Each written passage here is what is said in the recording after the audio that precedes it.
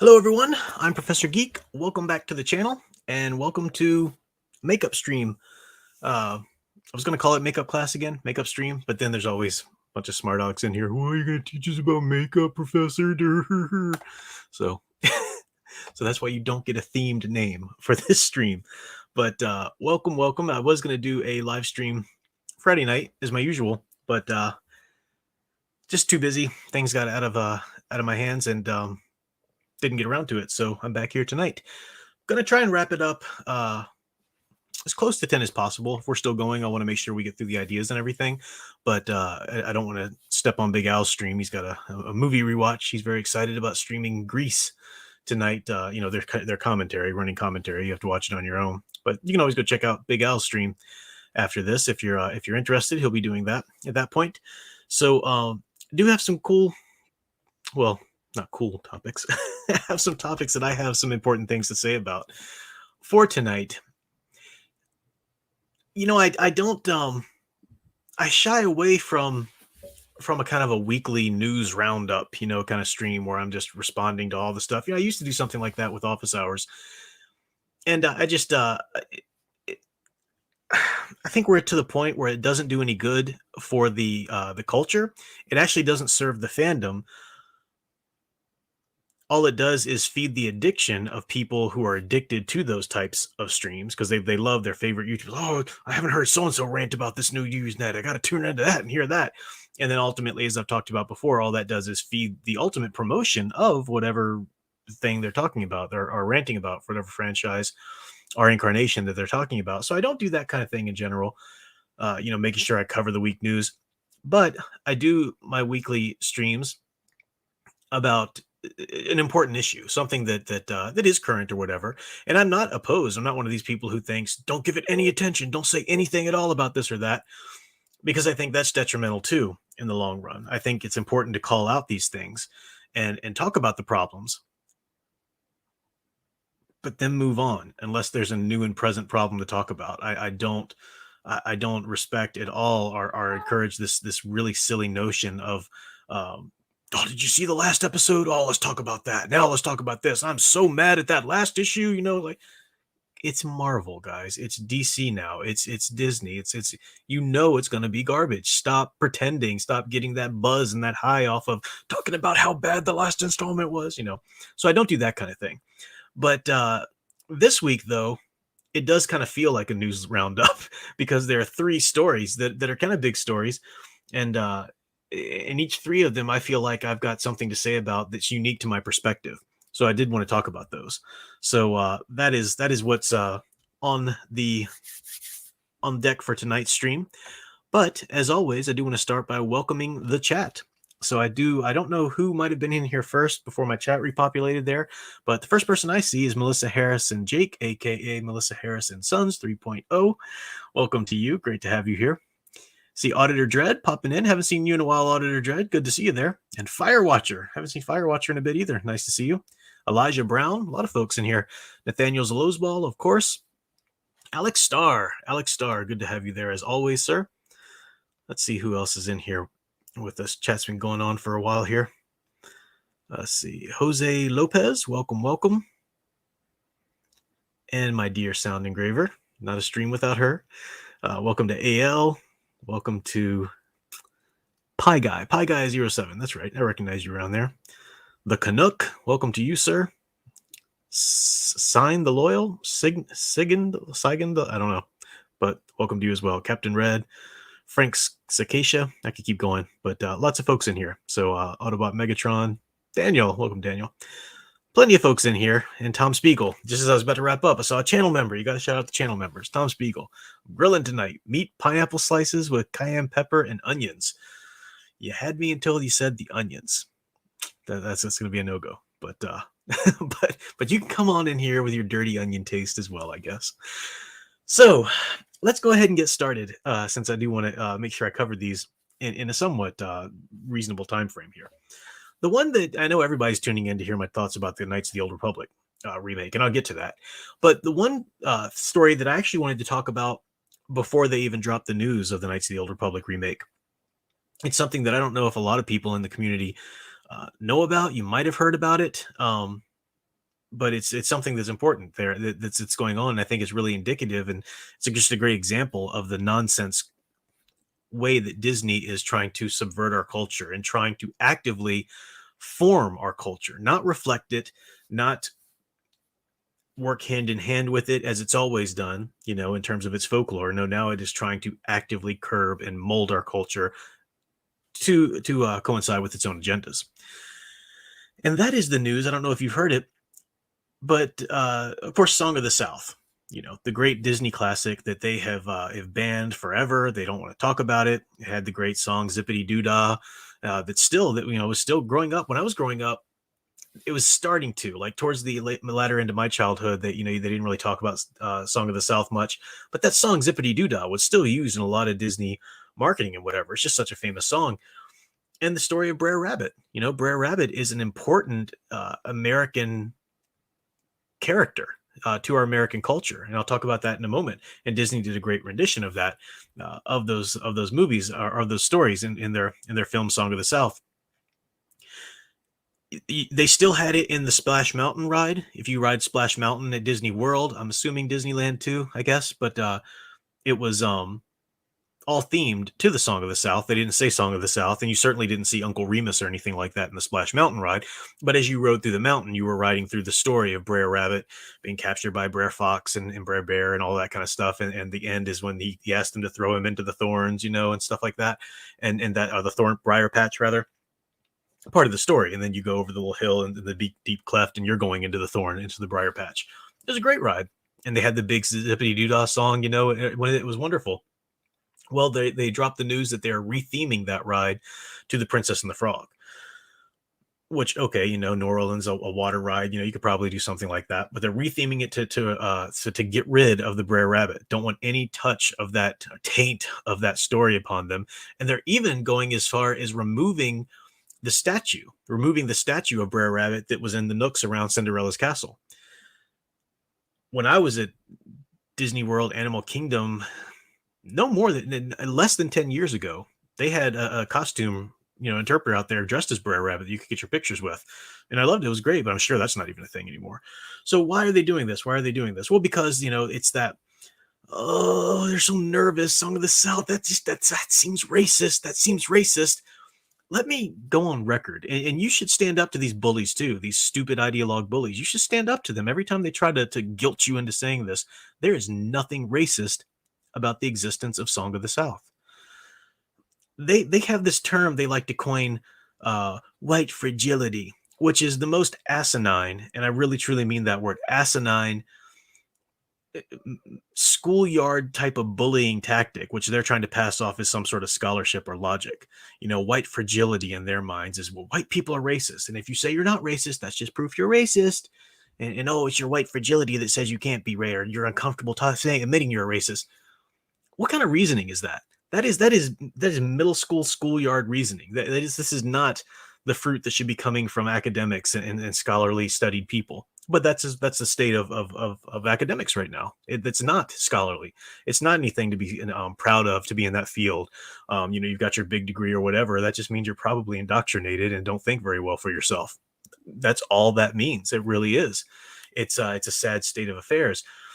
And I bring up that term white fragility because this term fragility, this is really what I would describe as white fragility, is this notion that, oh, Song of the South's kind of racist. Maybe we shouldn't put that in there. We shouldn't do that. It's ridiculous. Do they know what the story? Do they know basic history? Do they know basic history? There's so many problems with their trying to wipe this away. And I'll go into the specifics of why it's a problem, and I'll go into the specifics of what they are so nervous about with Song in the South here in a moment, because I do teach. Joel Chandler Harris, the writer who wrote the Brer Rabbit stories, his stories were what Song of the South was based on. And I teach that in my class of American archetypes, heroic archetypes, when I'm getting into the trickster, because Brer Rabbit's the quintessential trickster. There'd be no Bugs Bunny without Brer Rabbit. There'd be no Spider-Man without Brer Rabbit, because he's a specifically Americanized version of the trickster. And we'll talk about that. But one point I want to make before that is that it's you see ideologues, especially these extreme leftist ideologues, they can't even stand on their own logic for long. They'll turn around, eat their own, fold in on their own logic or whatever.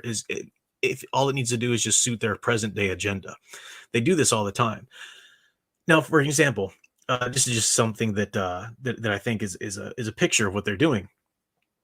I live in Virginia. I've said that many times, and Virginia has a lot of historical, early American colonial or early American revolutionary and just early American times anyway.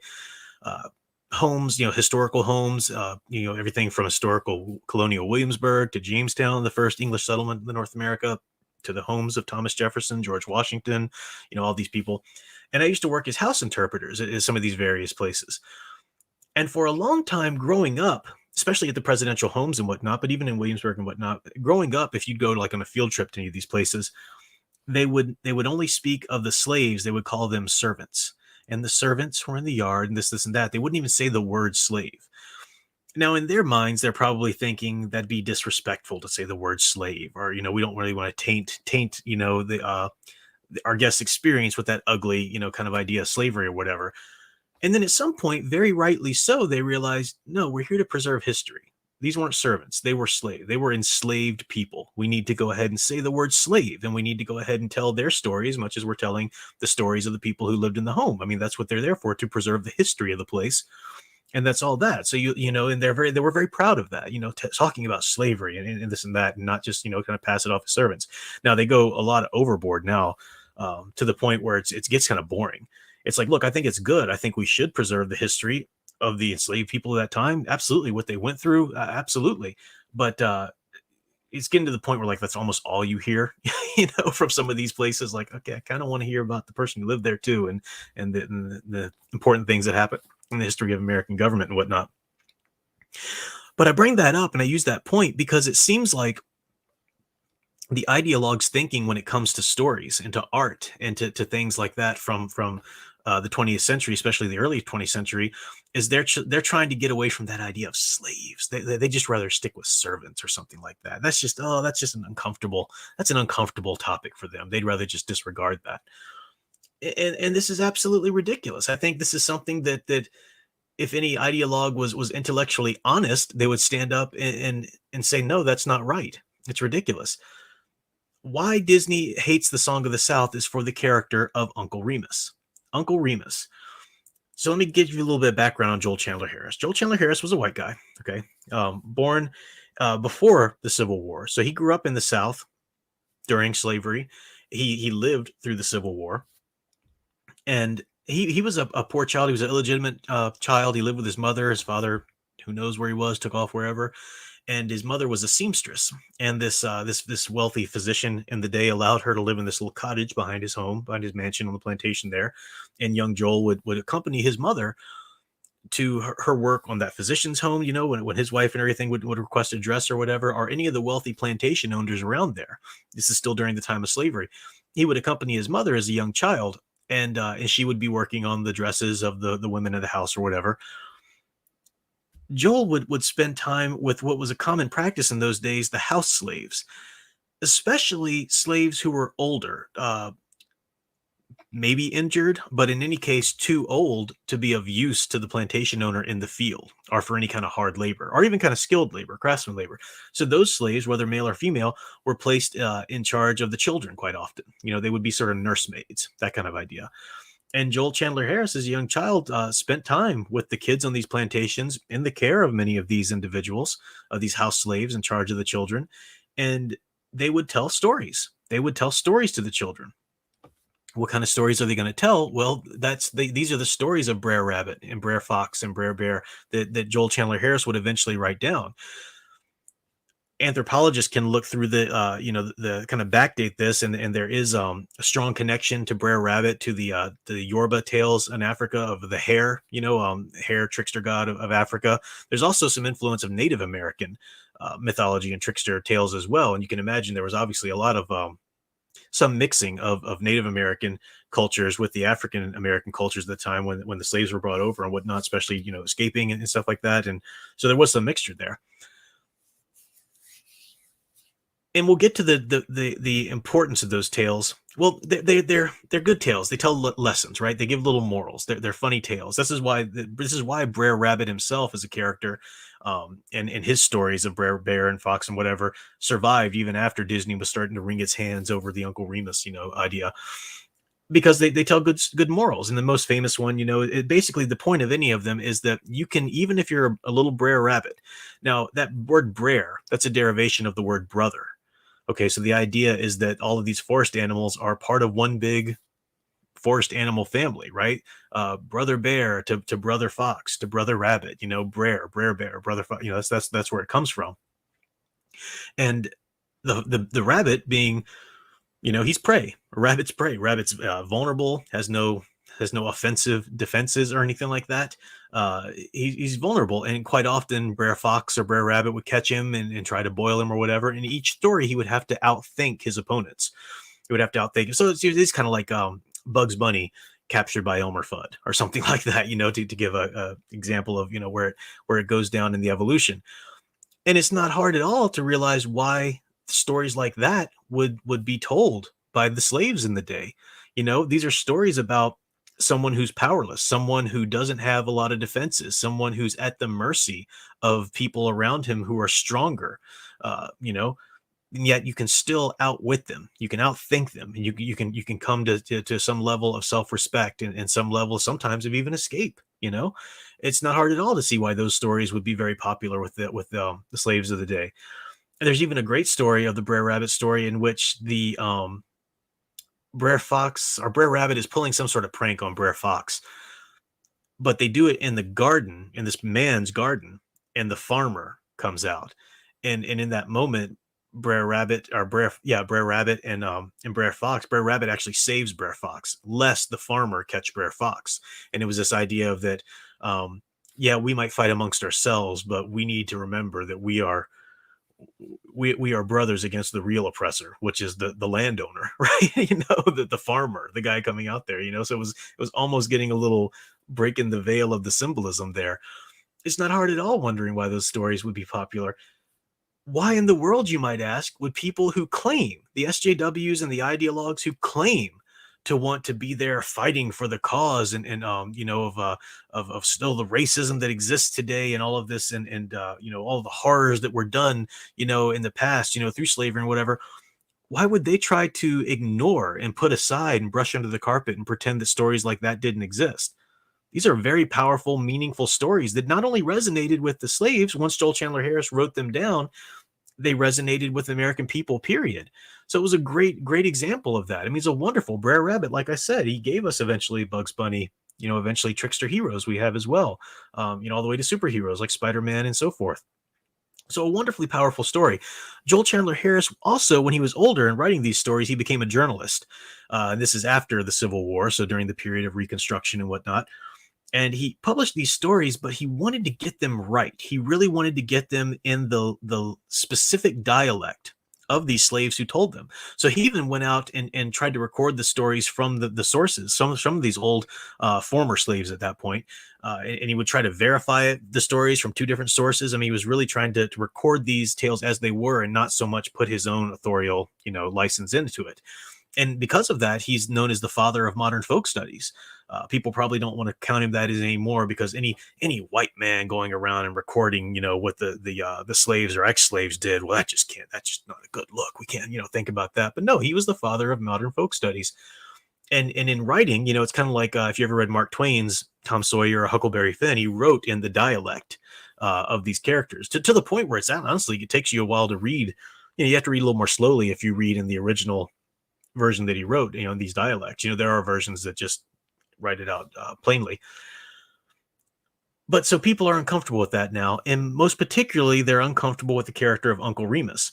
His narrator, Uncle Remus, was based on these house slaves that he used to know growing up, who would tell the stories. He'd also read Uncle Tom's Cabin by Harriet Beecher Stowe, of course, and used some influence there in crafting some of these characters. And all of the Brer Rabbit and Brer Fox tales, if you got a compilation of them or whatever, They I think it's just a boy and a girl are the main children characters, and they'll be doing something and they'll get into a little fight or something like that, and they'll go ask Uncle Remus, hey, she hit me or she did it, whatever. And instead of telling them, well, you do this and you do that and this is the right thing, he tells them a story, and the story illustrates a moral. It's a beautiful setup.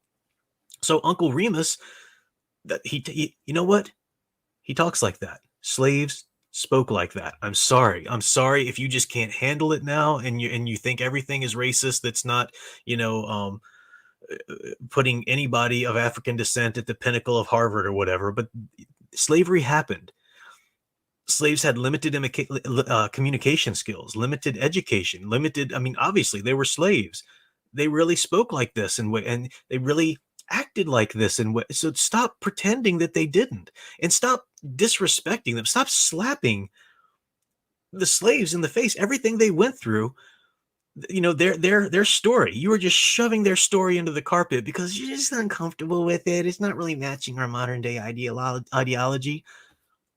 How is that not racist? How is that not racist? But you can't reason with them. You can't reason with them because they don't stick to any kind of logic. They'll fold their logic in on itself and twist every sort of certain way. They will tell you and bully you however which way they can just to achieve their agenda.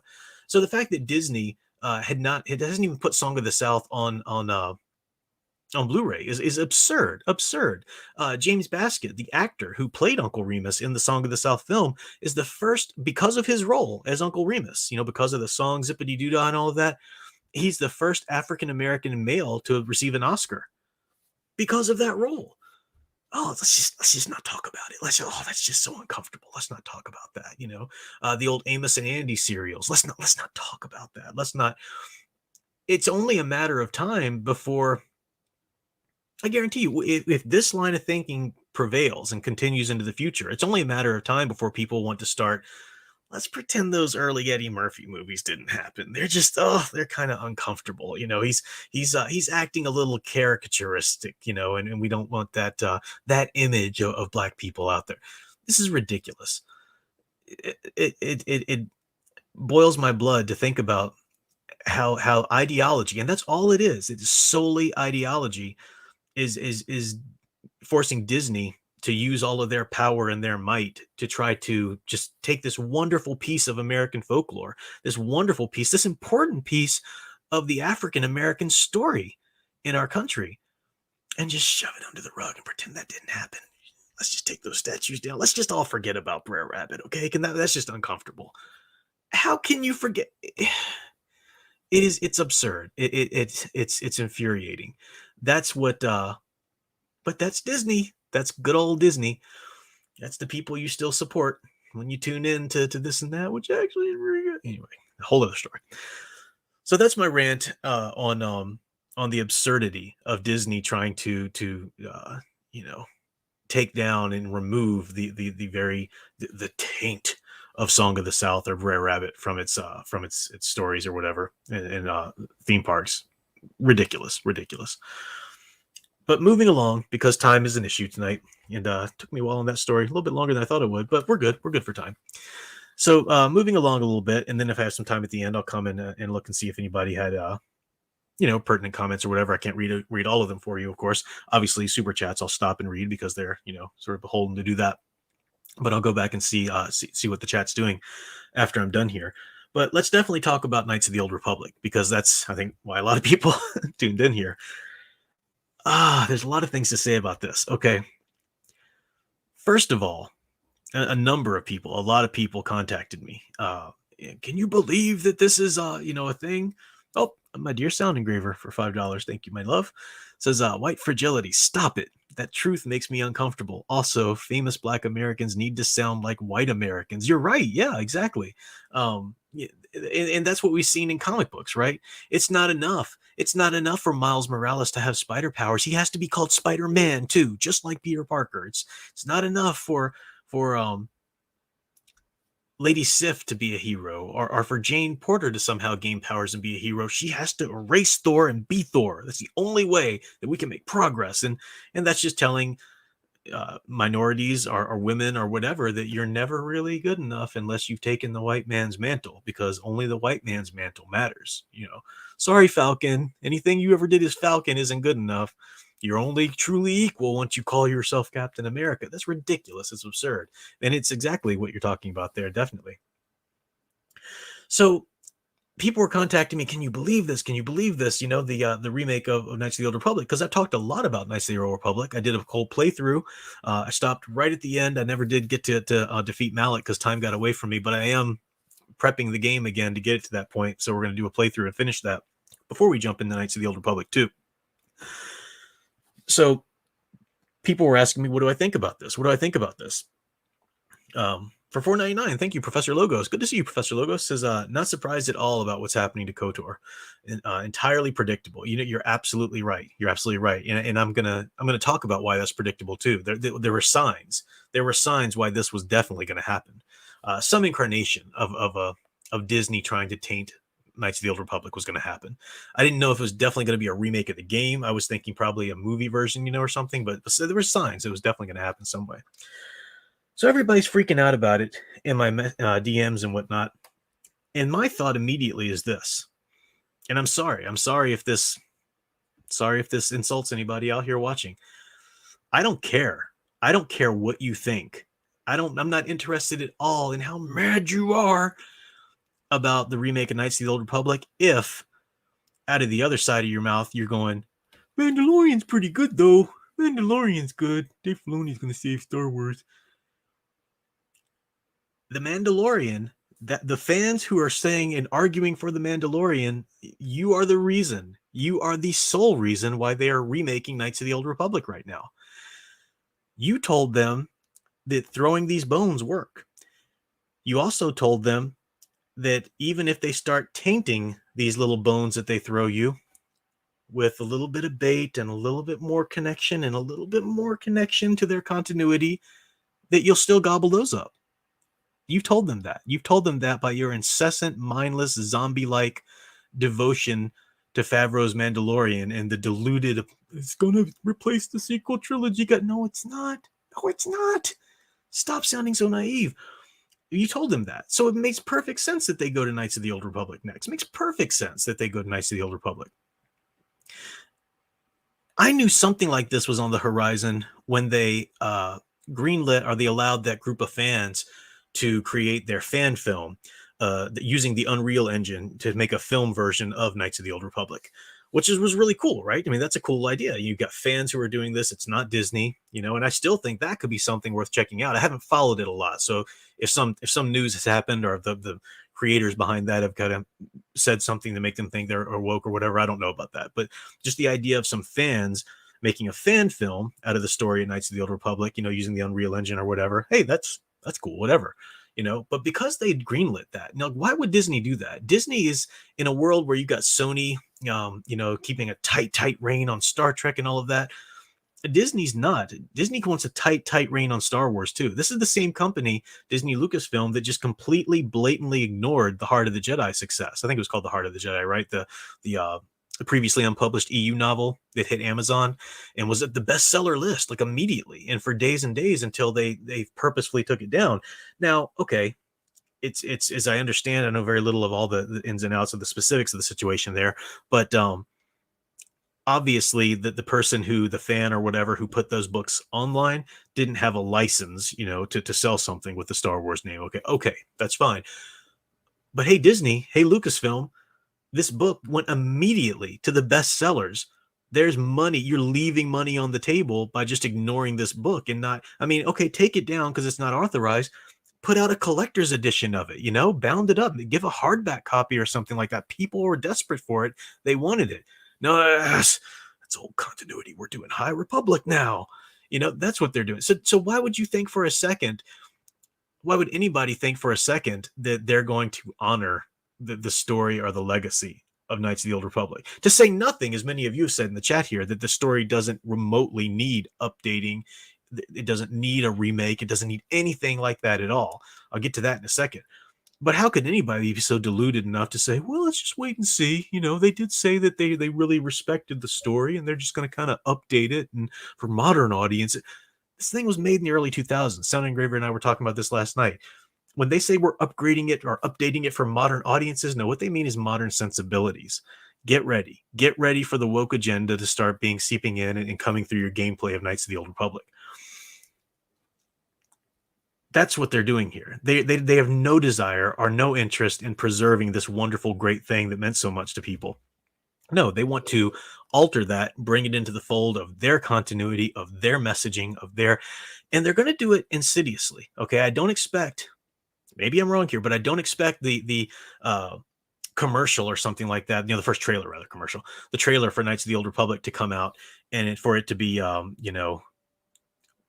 a blatant Brie Larson design character claiming she's Revan, and what about the wage gap in the Republic or something. I don't expect it's going to be that on the head yet. They're going to do it like Mandalorian does, very insidiously. Very, they might not even reveal the connection to High Republic until like a DLC or something like that. I guarantee you. Got some super chats here. Let me get to before I keep going. Zimzilla 99, thank you very much. $20. So the announcement is such a cash grab to try and grasp at Legends fan shekels. You're absolutely right. This is exactly why if I get anything Star Wars, it's from eBay minus the Legends logo. Yes. Thankfully, I have my old KOTOR copy on Xbox. Yes, exactly. I do have I've got a copy of the computer game, hard copy, but I've downloaded the Xbox copy, and that's where I play that and KOTOR 2 and so forth.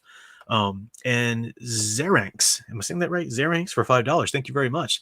Said I did enjoy The Mandalorian. I remarked about how it came across as Jon Favreau's tabletop campaign. I guess that sucked me in. I'll own it though. Well, a lot of people, it sucked in a lot of people. And as I always say, I'm Jon Favreau's a wonderful storyteller. There's no doubt in my mind that all the way to the end of season 2 of Mandalorian, it's a wonderfully told story. I really believe that. I don't doubt that for a second. But the principle of the matter is that it's a bone being thrown, and people will say, "Well, if it's a good story, why can't we just enjoy it?" You can enjoy it. You're welcome to enjoy it, but know that in enjoying it, you are giving them license to continue doing everything that you don't like them doing to Star Wars, because they've thrown you your tasty morsel and you're just chewing on that like a good little doggy and leaving them alone. You shut up, you stop yapping and yipping, and they get to go do what they want. You can't get around that. Can't get around it. So they're going to throw that connection out to Knights of the Old Republic. It's going to be connected. They wouldn't waste their time with that. They wouldn't put all of their resources into redoing this game rather, if it couldn't somehow bolster their continuity, what they are doing, the High Republic. Because remember, the High Republic is basically their replacement of the Old Republic. There's not room in Disney continuity for Old Republic stories and High Republic stories. So I guarantee you they're going to alter the continuity. They're going to alter the story a little bit in little ways. Might not be as apparent at first. Well, let's go back to that idea of why would they think they needed to upgrade Knights of the Old Republic? Everybody who joined my playthrough of Knights of the Old Republic, a lot of people, a lot of you guys who love playing the game yourself, and we're talking about your love for the game, but a lot of people were there watching who had never played the game. And yeah, okay, video game graphics, well, they changed drastically just in a 5-year period. So yeah, video game graphics wise or whatever, it's going to look a little different. Watching something from 2000, I think it was 2000, wasn't it? Right around there. But the story holds up. The gameplay even holds up for an RPG. A turn-based RPG. It's not like you should feel like live action or whatever. It doesn't need updating. Somebody said, and I apologize, it was somebody here. And I'm sorry if because I don't remember who did it, and it was too far at the beginning of the chat. It's probably not even in my scroll bar there anymore. But somebody said we don't need that a remake. What we need, if you want to do anything, restore Knights of the Old Republic 2, right? Because that was really problematic. It was rushed. There was a bunch of reasons. There's a mod version of it, I think, on Steam that you can get that does have the original scenes and everything. But Knights of the Old Republic 2 needs a restoration. Let's do that. And then the person said, and then maybe give us a third installment. I think the Old Republic, Star Wars: The Old Republic, the MMO is already the third installment of that, which is still going on, by the way, and is technically the only source of EU stories, official EU stories that are still coming out, because technically the Old Republic's in the EU. I'm not completely caught up on all their campaigns yet, though. So if it hasn't happened already, I'm sure it's coming. I'm sure they're going to start drizzling in the Disney continuity and start trying to curb it ultimately into their fold. I know they are. So yeah, don't touch it. Don't touch it.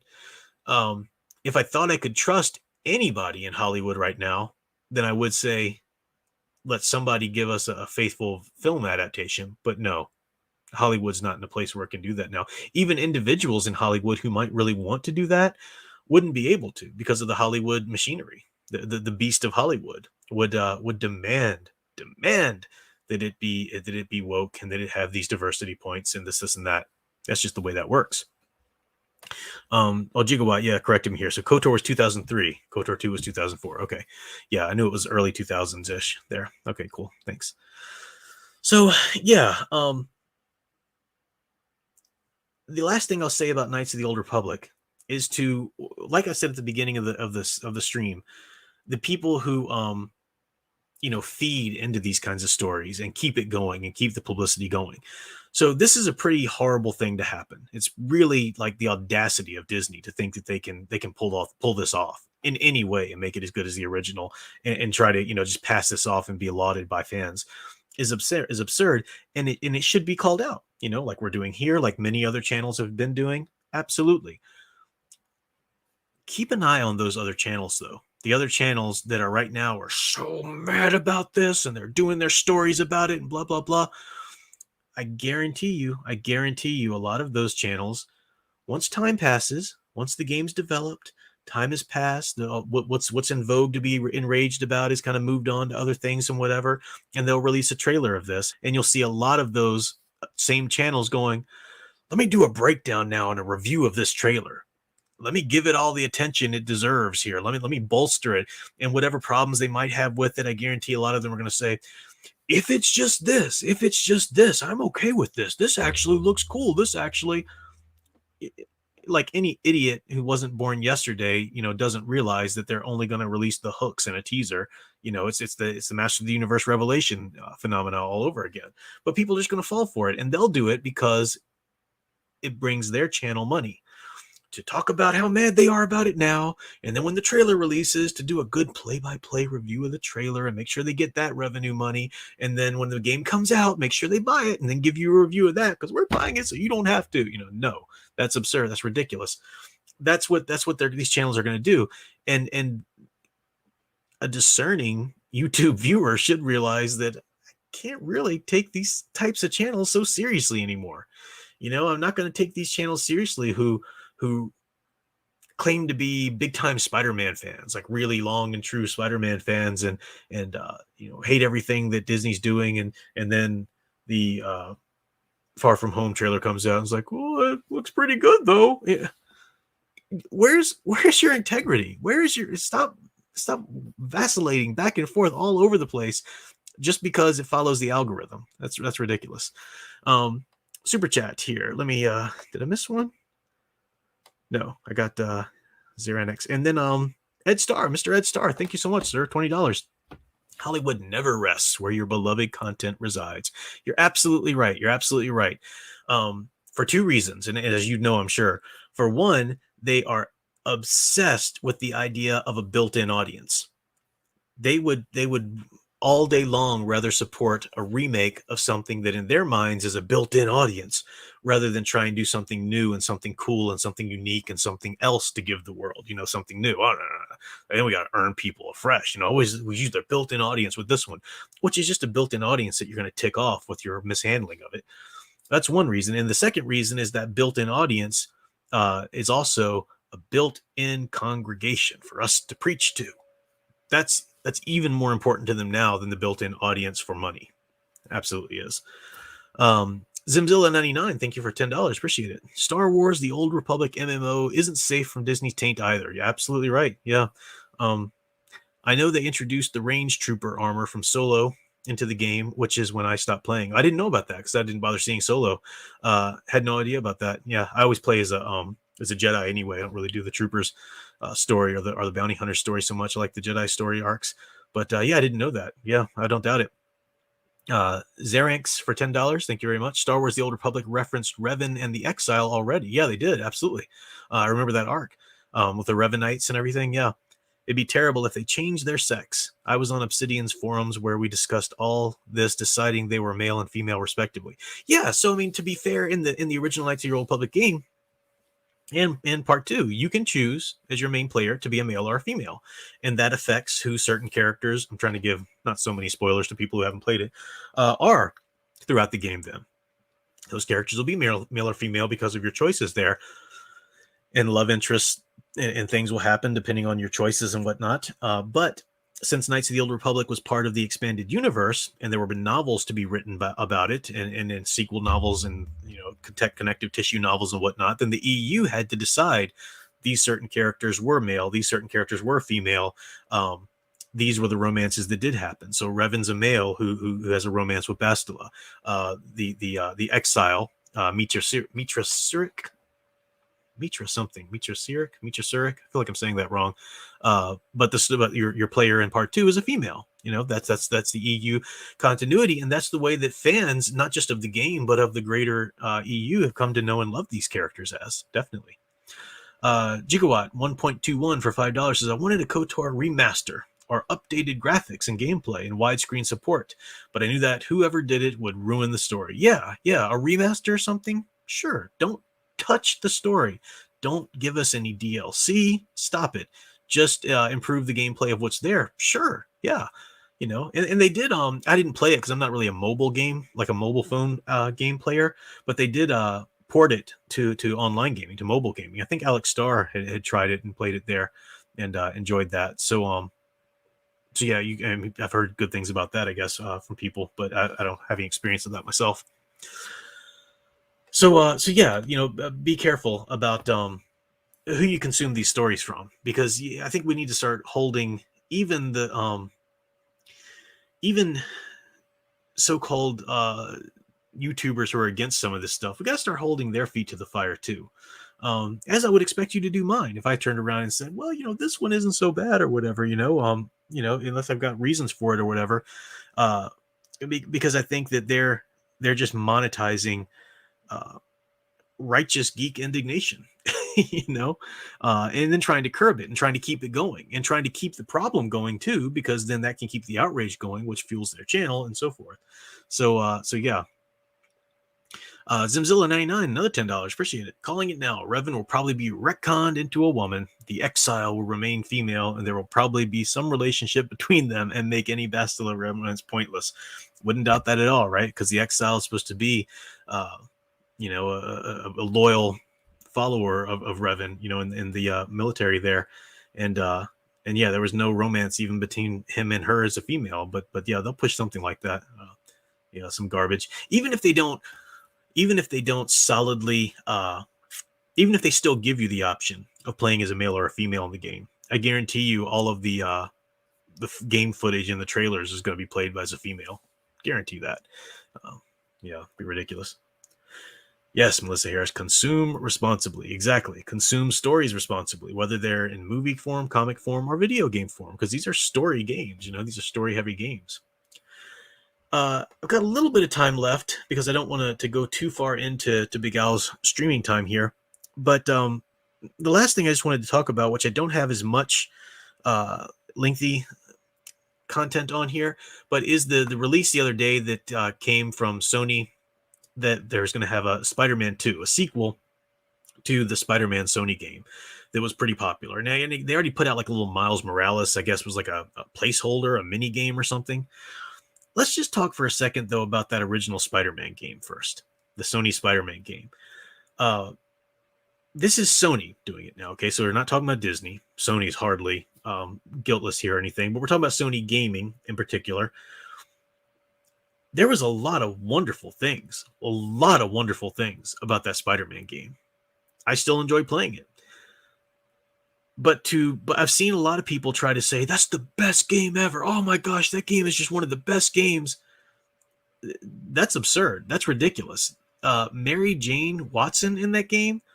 Who is this bizarre rip-off Lois Lane character that they put in here just to let us know that women roar?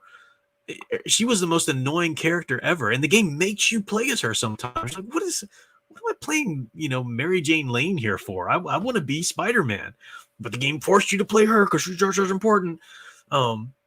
Then you've got Miles Morales in the game. Now, I am not anti-Miles Morales. I think the idea of Miles Morales' character when he was created as an alternate universe, Spider-Man was a cool one.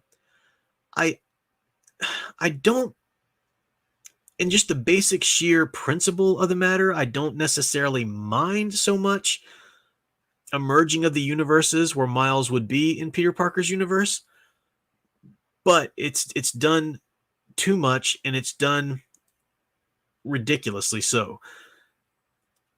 I don't care. There's no good reason. There's nothing but idiotic ideologue reasoning to try to pass off the fact that both Miles Morales and Peter Parker can exist in the same universe and just call themselves Spider-Man. That doesn't work. But the reason they push that and the reason they hold to that and they don't dare call Miles Morales anything else is because you can't know that the minority has to be known as the same name and the same mantle as the white guy. It's that same stupid, let's replace Thor with Jane and let's replace Cap with Falcon and all this kind of nonsense. You got to have that mantle. That mantle is the mark of true equality. No. Miles Morales is one character that has gained a lot of support just in his own right, especially as someone looking up to Peter Parker. That works, and the game kind of got that right. That was cool. He looked up to Peter. He looked up to Spider-Man. They had their own story for how Miles ends up getting these powers as well. Okay. I wouldn't mind Miles existing in that universe there. Wouldn't mind him even becoming in as a game, but make it clear that he's the sidekick. I'm sorry, he's still a kid. He's the sidekick, or the trainee, the mentee at the very least. He doesn't get to go around calling himself Spider-Man as well. Now, I don't know exactly what all the gameplay of that second movie's going to do. Game is going to do. I know we've got Venom coming in. It sounds like Kraven from the narration, and then Venom. These are characters that are part of Peter Parker's journey. And if Miles is in the universe, he can have encounters as well. But I would be very upset if they tried to give Peter Parker his identity crisis with Venom in that arc, and then make him kind of go bad. And it's Miles is the one who's really, to save the day in the end. That's garbage. That's the whole Into the Spider-Verse nonsense. Same thing there. I don't like that. And I don't like this idea that anybody can be Spider-Man. Oh, anybody can be Spider-Man. This idea of a Spidey multiverse is interesting in the context that it's a multiverse. So that's the Spider-Ham only works in Spider-Ham's universe. I'm tired of everybody. It's the Flash phenomena. Okay, Flash, you're the fastest man in the universe.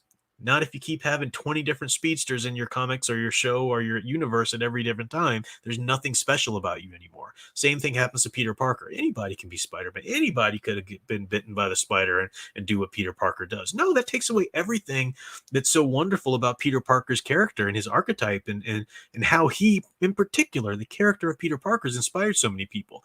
Not that the character of Miles Morales can inspire people to in his own way, but let him do it in his own way. Stop trying to push him into the Peter Parker mantle, to the Spider-Man mantle, and try and give it to him instead, or make him share it. That's nonsense. That's stupid.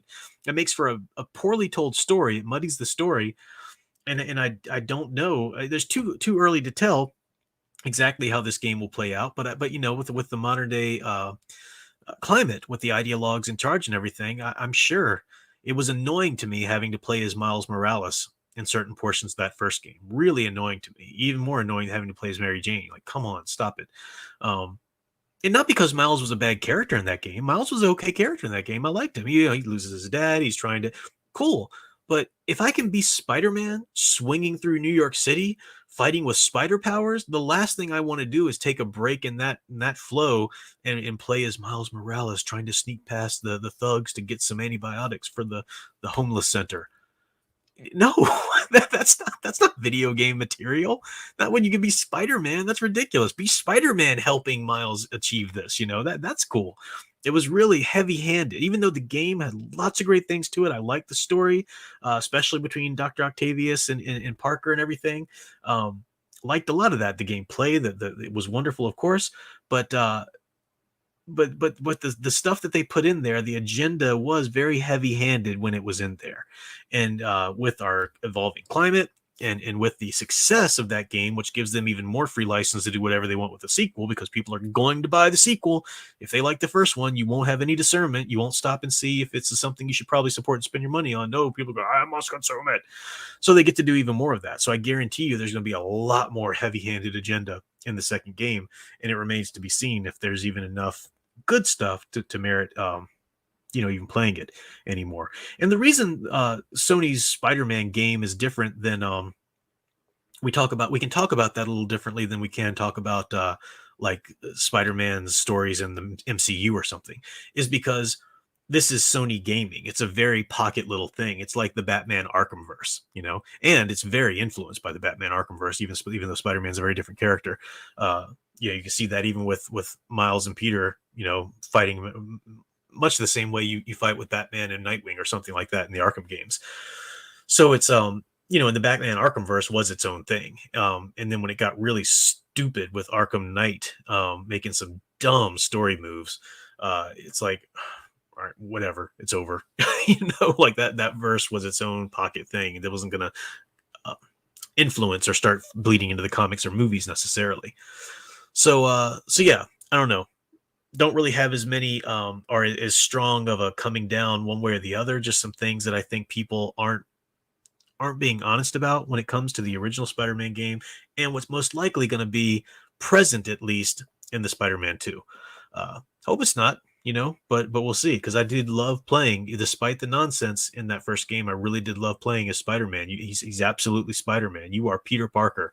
That is the character of Peter Parker, dealing with the things he deals with, and it felt like you're Spider-Man, swinging through the city like that. That was amazing. It was epic. And the big open world, that was wonderful. So there's a lot of that could be done in the second one, but we'll see if it's worth anything, So that is my rant on that. Looks like we're a little over 10, so I'm done with my rants. But let me scroll up a bit. I don't think I missed any super chats, which is good. Again, you guys I really appreciate you contributing to the chat and commenting with each other and whatnot. I see myself tagged a lot, and there's no way I'm going to be able to read all of these, unfortunately. So let me just kind of go back and get to a certain point here. Let's see. Looking for people who tagged me. I see Kal-El 148. No, Kal-El 48 talking about the Brer Rabbit. I think it's just revisionist history for these people. The one thing they seem to forget are the lessons that these stories are trying to teach. Exactly. Yeah, and it's this same kind of idea with banning books, sort of book burning kind of stuff. It's terrible, and how dare anybody would burn a book unless it's a book that goes against the extreme leftist ideology. Then we need to go ahead and ban that, or get it out of schools, get it out of children's hands, essentially burn it without burning it. Owen Lister says it'd be cool to see folklore retold as superheroes like Brer Rabbit, John Henry, Paul Bunyan, Annie Oakley from Avengers style team, who would be the main villain. Well, that's people have done those kinds of ideas, certainly. I mean, that's not all the way back to strictly American folklore, but League of Extraordinary Gentlemen, that Alan Moore did with Britain and whatnot there. So yeah, that kind of thing's been done before. And those archetypes, the reason it's so cool and it seems like it fits so well is because the archetypes of Paul Bunyan is very much the same kind of archetype as a Superman and so forth. Brer Rabbit is Flash, there you go. John Henry, a Batman type character. Absolutely. Cool idea. Kal-El again says, oh no, I got that one. It's just revisionist history. I think you might have put that one in there again. Owen Lister says, I've become kind of done with anything coming out of modern Hollywood now. It's not their obvious political agenda. It's the unoriginal reboots and remakes. I'll just search elsewhere. Exactly. There are more movies and games and comics than just what Hollywood gives you or what the big publishers give you. And there's so much more that you haven't consumed yet or read yet from the past. Yeah. Sound Engraver says, The Mandalorian serves as the one thing that ensures the fans' trust. No matter how many iffy shows come after, fans will check it out because of The Mandalorian. Exactly. Boy, that is the most well-crafted bone Disney has ever created and thrown to you yippy dogs out there, because you shut up, you chewed on it loyally, and you'll go around thinking about what a wonderful bone that was that good old Mother Disney gave you, and how maybe one day you'll get another one. It's really pathetic. Gigawatt says KOTOR was yeah, you gave me that. I read that clarification there. Unless just I would love to see someone not Hollywood or Disney do an Avengers style team. Yeah, that's the same one I read there. You're just redoing it. Wolf10 Media, welcome Wolf10. Great to see you there. So what did I tell you last time? If sound is not, oh hey there, Sonic Craver. That's right. See Respectiva there. Respectiva, I was checking out your channel, but I didn't know that you did all your videos in Spanish, which is great. But I can't speak Spanish. I studied French, so I trust that they're good. Jared Weaver says, I'm more and more focused on Comicsgate and less on Fandom Menace. Professor Geek engages content worth reading, but most Fandom Menace channels only care about algorithm. Yeah, it's sad. I don't even know. Those are kind of hard terms too to even define anymore, because they at one time they meant a certain thing, and then you got people say, but I don't like that title, though I do stand for the exact same thing that term is already meant, but now I don't like that term, I like this different term. And it gets too annoying in my in my experience to oh my gosh, I have just how dare you call me Comicsgate. I've made that mistake before. It's just so stupid. People are so dumb. Let's see, DRY, yeah, good to see you there. Checking for any more tags here. Fan idea: Gwen Stacy with spider powers would be the result of the Clone Saga. I'm glad you mentioned Spider-Gwen, because that's I really do think that, as I said before, with Spider-Man Far From Home, if they don't actually put Peter Parker to an end in that movie, it's going to be the stepping stone to ultimately replacing Peter Parker in the MCU with either Miles Morales or Spider-Gwen or both. And I wouldn't be surprised if the video games are trying to work in that direction too, because they gave us the Miles Morales solo game on PS5, which I didn't bother playing. Not because I don't like Miles Morales, but because I don't appreciate that treatment of him. It's just not interesting to me at all. So Nathaniel's Lozball says, as someone who has played the 2008 Spider-Man game, I can confirm 2018 Spider-Man game. I can confirm that it's a great game. It did set things up for what we're seeing in the trailer. Hearing you talking about it, though, I'm keeping a very close eye on the deal breakers. Yeah, and I'd agree with that. Yeah, it's a lot of fun to play, as I said, and yeah, it sets up the story definitely. That I didn't, like I said, I didn't play the Miles Morales game, so I don't know if that's a good one or not. But yeah, but it like you said, it bears keeping a close eye on, absolutely, because there was a lot of foolishness even in the 2018 game. Zeno Adams says, "What do you think of Thor and the God of War sequel?" I think he's too fat to be world's strongest man type. You mean the Thor God of Thunder movie that they're doing, or Love and Thunder movie rather, that they're doing? Yeah, I don't care. I'm not even remotely interested in anything Disney ever does with Thor again after the atrocity, the absolute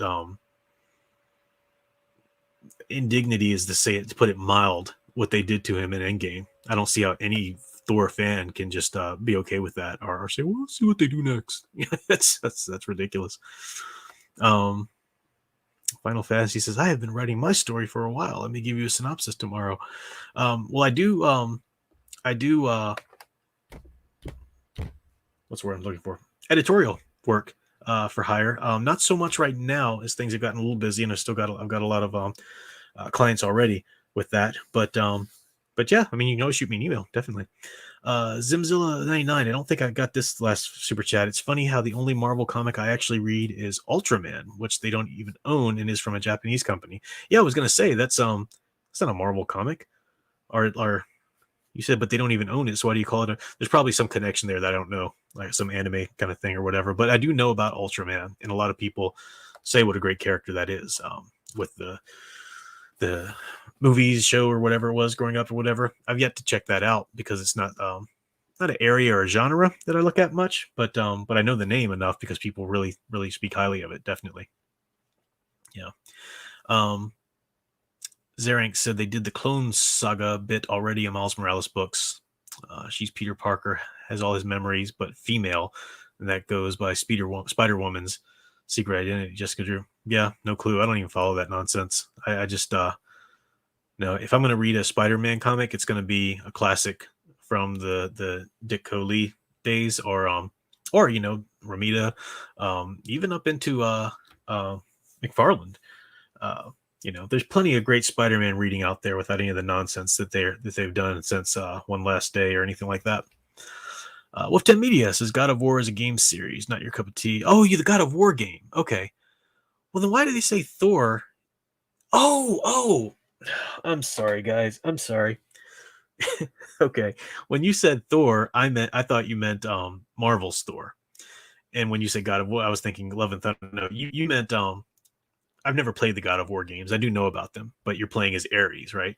So there's obviously a Thor, and that is a Norse god to Ares, Greek god. Okay, so yeah, what do I think about Thor in those games? I don't know about Thor, but it sounds like he's a fat, useless guy in those games too, from what you were saying. Okay, thanks for the clarification, Wolf 10. Apologize for getting that wrong to the last chatter there.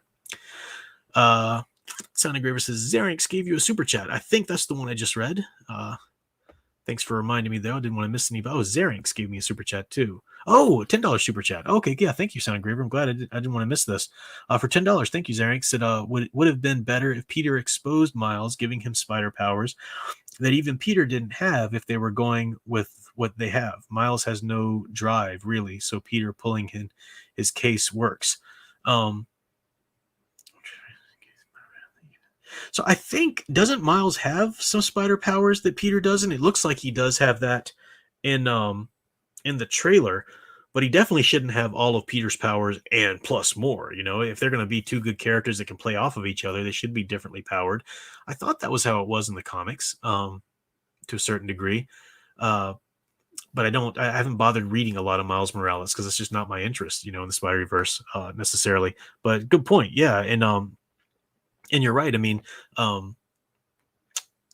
Miles does lose his father, so he's got that tragic backstory as well.